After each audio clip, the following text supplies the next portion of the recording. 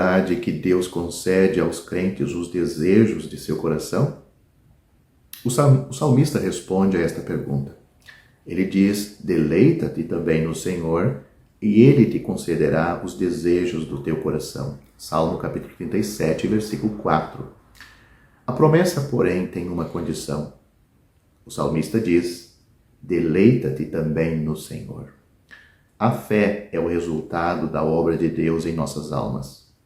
Afinal, porque a fé está sendo provada? Pergunta Tiago. Tiago capítulo 1, versículo 3. Deus está fortalecendo a nossa fé quando nos prova. Portanto, quando pedimos os desejos do nosso coração, se esse pedido resultar do que aprendemos sobre Deus por meio da sua palavra e pelas provações que Ele permite para nosso aprendizado, Ele o concede. Se nossos pedidos vêm de nossos próprios desejos e conforto, autorrealização, orgulho ou qualquer outra coisa, eles não são de Deus, não são de fé e não prometem uma resposta. Às vezes, nosso Deus espera que reorganizemos nossas prioridades. Por exemplo, um irmão ou uma irmã pode encarar o casamento como uma maneira de ajudá-lo a evitar inconvenientes e superar fraquezas. Através da experiência com Deus, ele ou ela aprende que o valor eterno de uma esposa ou esposo é capacitá-lo a cumprir a vontade de Deus, aprender mais sobre os caminhos de Deus e tornar-se mais semelhante a Cristo.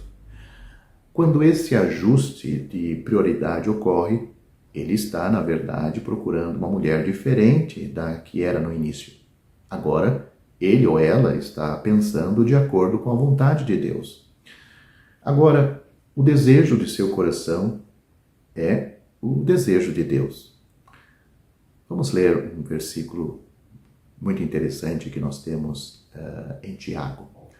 A oração de um justo é poderosa e eficaz. Elias era um homem como nós. Ele orou fervorosamente para que não chovesse, e não choveu sobre a terra durante 3 anos e meio. Orou outra vez, e o céu enviou chuva, e a terra produziu os seus frutos. Tiago capítulo 5, versículos 16 e 18. Portanto, um crente em comunhão com Deus, sem dúvida, os desejos do seu coração, pedido a Deus, serão atendidos no seu devido tempo. O apóstolo João, na sua primeira epístola, na sua primeira carta, no capítulo 5, versículo 12, ele disse de uma maneira clara e concisa: quem tem o Filho de Deus, tem a vida eterna. E quem não tem o Filho de Deus, não tem a vida eterna. Em um mundo onde nos dizem para aceitar todas as crenças como iguais, este versículo vai contra isto. Este versículo é indiferente a todos os protestos. O poder de se acovardar não fará Deus mudar de ideia. Este versículo é para você ou contra você. Não há meio termo. É categórico. Ou alguém tem Cristo e, portanto, tem a vida eterna, ou não tem. Onde este versículo coloca você? Primeiro, podemos notar que este versículo trata com cada indivíduo. O versículo diz aquele. Note a palavra, aquele que tem, individualmente. Não aqueles que têm. Enquanto esta última frase seja verdade, a natureza pessoal e individual da salvação, ela é enfatizada aqui. Como uma porta giratória em algum edifício imponente, esta porta aceita apenas um de cada vez. Aqui estão 2 verdades importantes. Deus quer que você seja salvo e você é responsável por confiar em Cristo para receber esta salvação. E a pergunta é: você já creu em Cristo? Você tem o Filho como seu Salvador? Em segundo lugar, podemos ver claramente que neste assunto da salvação individual, que no assunto da salvação individual, que isto é uma questão de fé. Aquele que tem o Filho como seu Salvador, de acordo com o versículo 13 deste mesmo capítulo 5 de 1 João, creram no nome do Filho de Deus. João, mais do que qualquer outro escritor da Bíblia, fala sobre fé, e fala muito. Mas o que é a fé? Talvez a palavra resultado ou conclusão nos ajudasse. É o resultado de ouvir, entender, concordar, submeter, aceitar e confiar. É consciente, inteligente, informado. Nunca é descrito na Bíblia como um sentimento, embora muitas vezes a fé é acompanhada pelo sentimento, mas não o inverso. Algumas das palavras da Bíblia para a fé são acreditar, receber, comprometer-se, inclinar-se, confiar, aceitar. Seja totalmente persuadido, descansar, conhecer, entender, confiar. No entanto, a fé salvadora nunca é fé em si mesma, é sempre fé em Cristo. A fé também não é uma obra, uma boa obra. A fé descansa num bom sacrifício, no sacrifício de Cristo. A fé é a única coisa que um pecador pode fazer sem que seja, de alguma forma, uma obra que ganhe a salvação. Portanto, todo o mérito da salvação de um pecador pertence a Deus e a Cristo. Em terceiro lugar, podemos dizer que essa fé não é geral, embora isso seja importante, é específico, a fé é específica, direcionada, e ela ocorre em determinada ocasião e tem resultados duradouros. Significa confiar em Cristo não para algum dilema em sua vida, não para levá-lo com segurança através de alguma cirurgia pendente, não para resolver alguma crise familiar. Tudo isso é muito bom e a pessoa pode ter fé em Deus para resolver essas coisas, mas não tem nada a ver esse tipo de fé com a fé para o perdão dos seus pecados e o resgate do inferno. A fé salvadora significa confiar em Cristo para salvá-lo para sempre da ira de Deus. Não é uma grande fé que salva, mas fé em um grande Salvador. Por que você pode confiar que Ele fará isto? Por causa do que Ele já fez na cruz. Portanto, não é confiar na vida de Cristo, mas em sua morte. Só isto pode nos salvar. Compreenda e aceita a Cristo como seu Salvador, que morreu por nossos pecados, por seus pecados, e ressuscitou para nossa justificação. Em quarto lugar, percebemos que este versículo de 1 João capítulo 5, versículo 12, afirma uma posse presente. Aquele que tem o Filho tem a vida. Isso vai completamente contra a opinião da maioria entre as pessoas religiosas. A maioria supõe que ninguém pode ter a vida eterna agora. Portanto, não há busca para adquiri-lo. Perguntaram a Bill Gates, Bill Gates é uma das pessoas mais ricas do mundo, durante uma entrevista, qual seria a coisa mais importante que já havia acontecido com ele? De repente, ele se encheu de emoção, fez uma pausa e respondeu: minha esposa. Em meio a toda a sua riqueza, atividades e realizações, ele reconheceu o valor das coisas que não podem ser medidas pelo dinheiro. Donald Trump disse em uma edição das notícias e relatórios mundiais, ele disse a seguinte frase: meça a riqueza não pelas coisas que você tem, mas pelas coisas que você tem, pelas quais você não aceitaria dinheiro. Rico, de fato, é a pessoa com esse tesouro da vida eterna. Finalmente, algo permanente, eterno, está envolvido nesta bênção da salvação e neste versículo, pois o versículo diz: aquele que crê no Filho tem a vida eterna. Isso está falando sobre... aliás, melhor dizendo, isso não está falando sobre quanto tempo você vive neste mundo. É uma verdade para a alma, é verdade para a eternidade. Se o corpo morrer, a pessoa estará com Cristo. Esta é a segurança para um coração medroso, para que saibais que tendes a vida eterna. Você tem o Filho, a vida que Ele dá. A vida eterna é uma vida para viver em comunhão com Deus já nesta vida e depois desfrutá-la por toda a eternidade. Você já tem isto? Se você não tem, o versículo diz: aquele que tem o Filho tem a vida.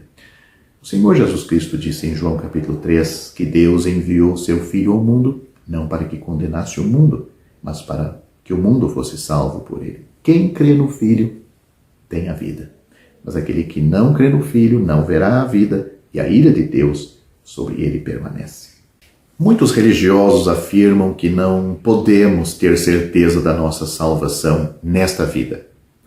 A questão da segurança de um crente nos atormentaria até o último suspiro se essa segurança dependesse de nós de alguma forma. Podemos temer não conseguir preservar até o fim esta salvação que ganhamos de Deus? E se vacilarmos em nossa fé pouco antes de morrer, como fica essa situação?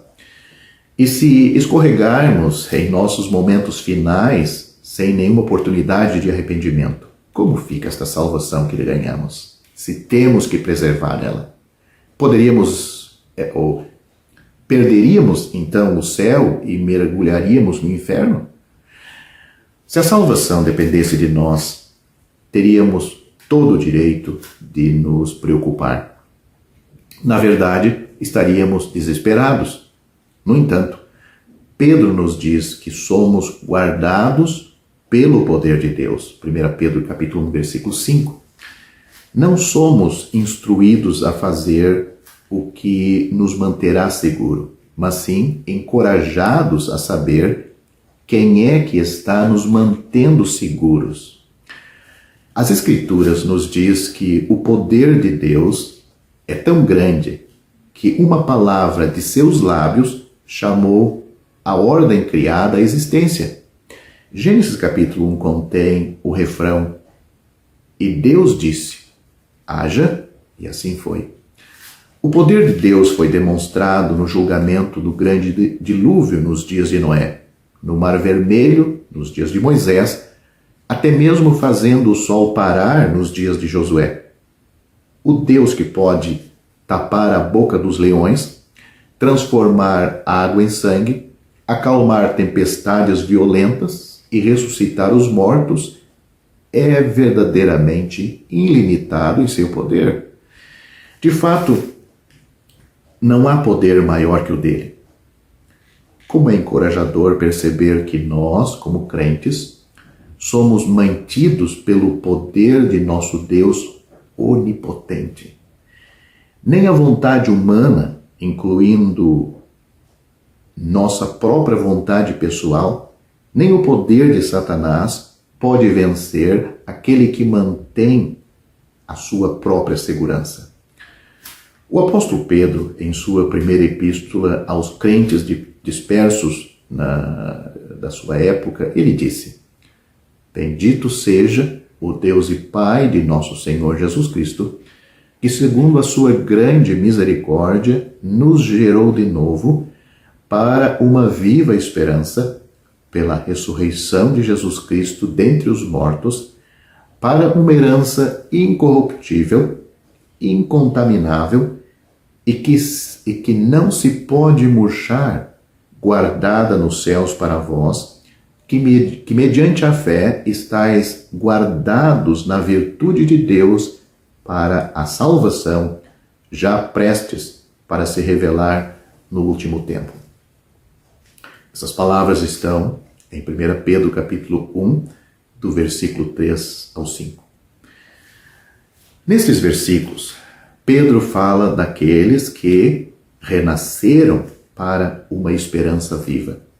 Aqueles que são nascidos de novo também têm uma herança imperecível, imaculada, imarcessível, que é guardada para eles. Assim, a herança é guardada para os herdeiros, e os herdeiros são guardados para obter essa herança. Como nos tornamos herdeiros? Como nascemos de novo? O que acontece, ou o que aconteceu, melhor dizendo, para aqueles que agora, se posso dizer, somos... Eu vou reformular essa pergunta. O que aconteceu para que agora se pudesse dizer que somos guardados pelo poder de Deus? Pedro diz que foi pela fé. O versículo 5, o último versículo que li. Não somos guardados pela nossa fé. Somos guardados pelo poder de Deus, uma bênção recebida quando nascemos de novo pela fé. A fé em Cristo trouxe salvação, de modo que agora estamos sob a mão protetora de Deus e temos uma herança esperando por nós.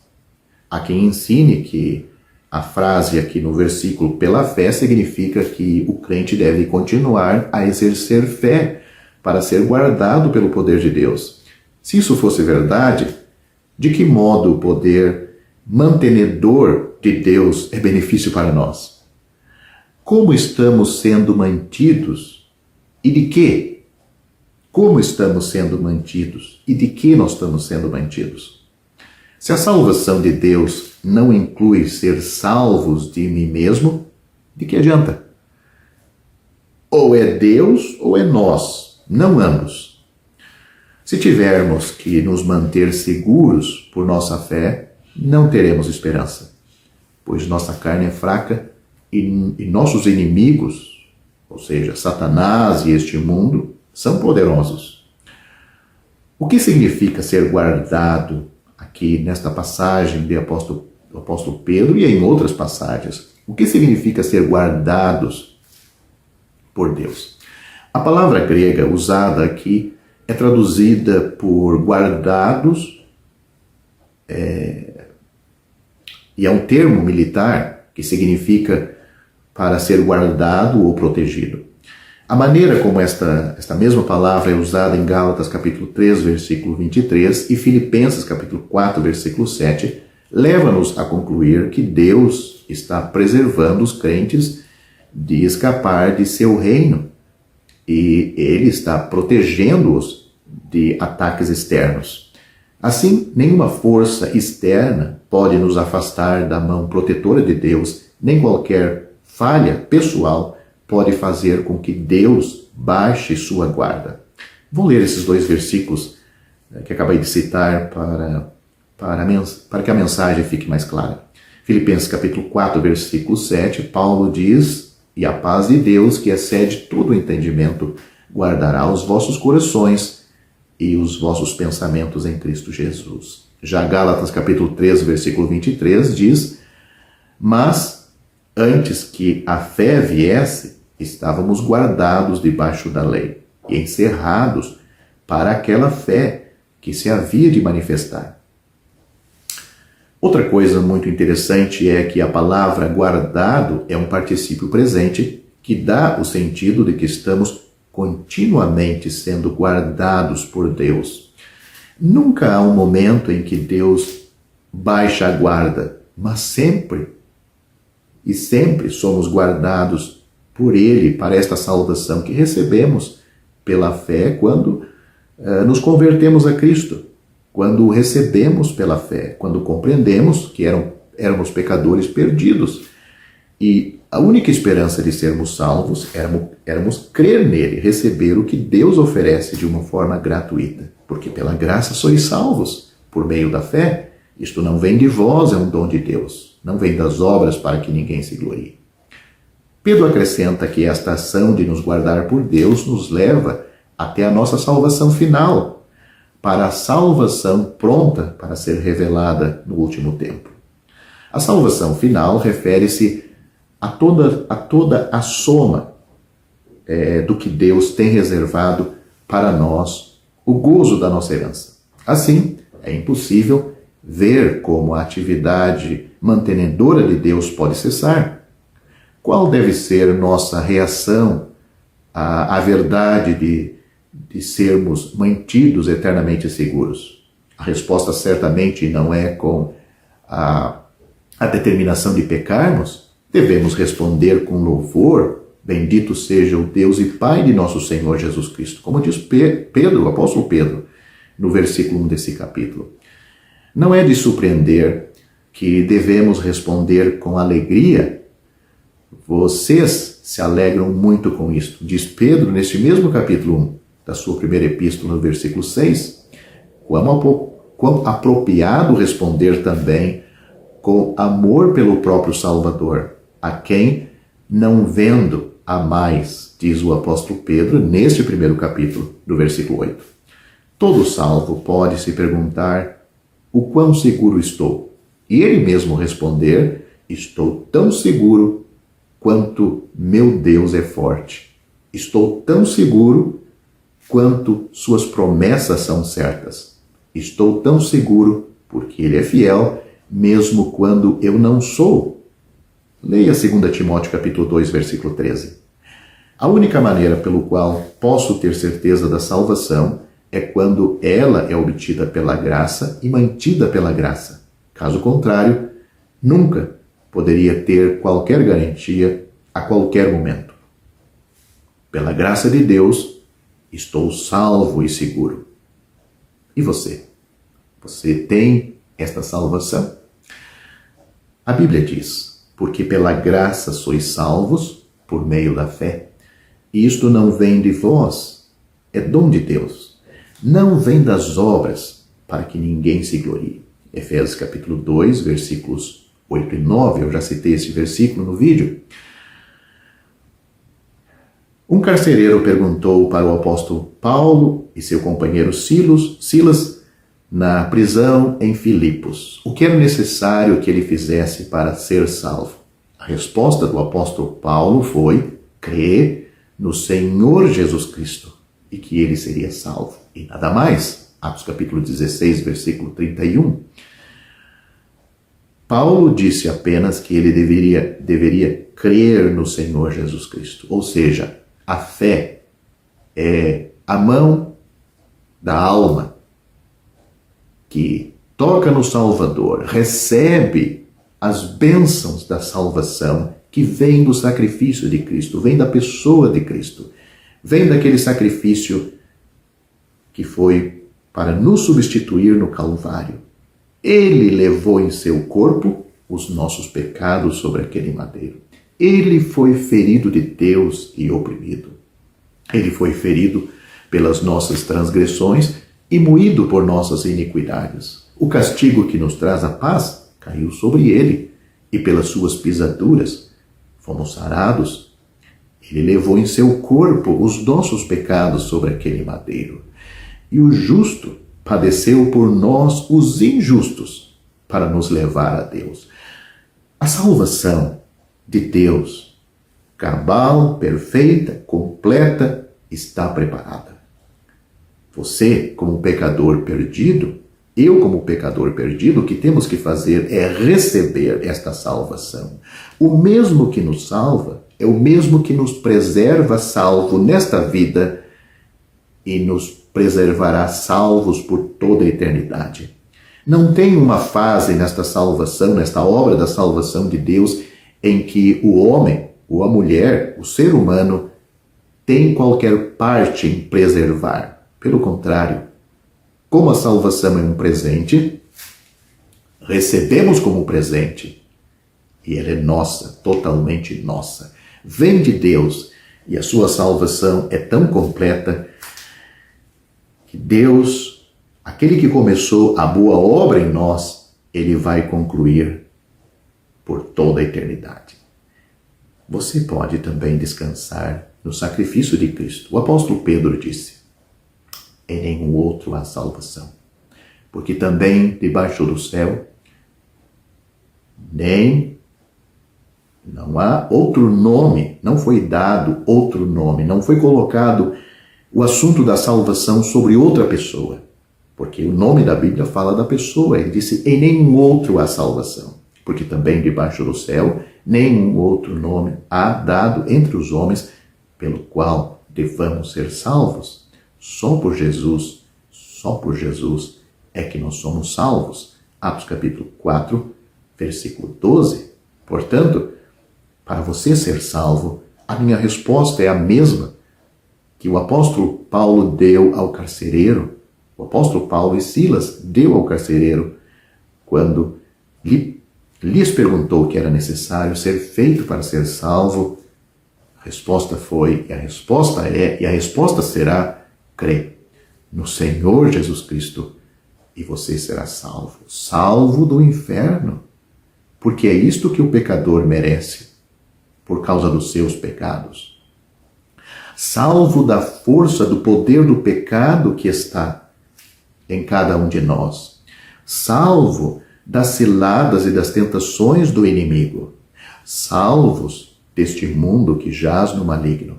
Salvo para Deus. Salvo para o céu. Salvo para ter comunhão com Deus nesta vida. Salvo por toda a eternidade. Se você não recebeu esta salvação de Deus ainda, você está perdido no caminho para o inferno. E para você ir para este lugar, a porta que se abre para este lugar é com a morte. Você morrendo em seus pecados, você pode estar certo, tão certo do que como você me ouve hoje, você vai abrir os seus olhos no inferno. Mas Deus não quer isto. Deus quer que todos os homens se salvem e venham ao conhecimento da verdade. Mas a pergunta é, todos os homens querem ser salvos? Eu pergunto para você, você quer ser salvo? Você pode responder para mim, mas responda para Deus. Eu não posso ver seu coração. Deus vê e Deus sabe, e Deus não vai deixar ninguém que queira ser salvo realmente sem esta salvação. Ao findar o labor desta vida, quando a morte ao teu lado chegar,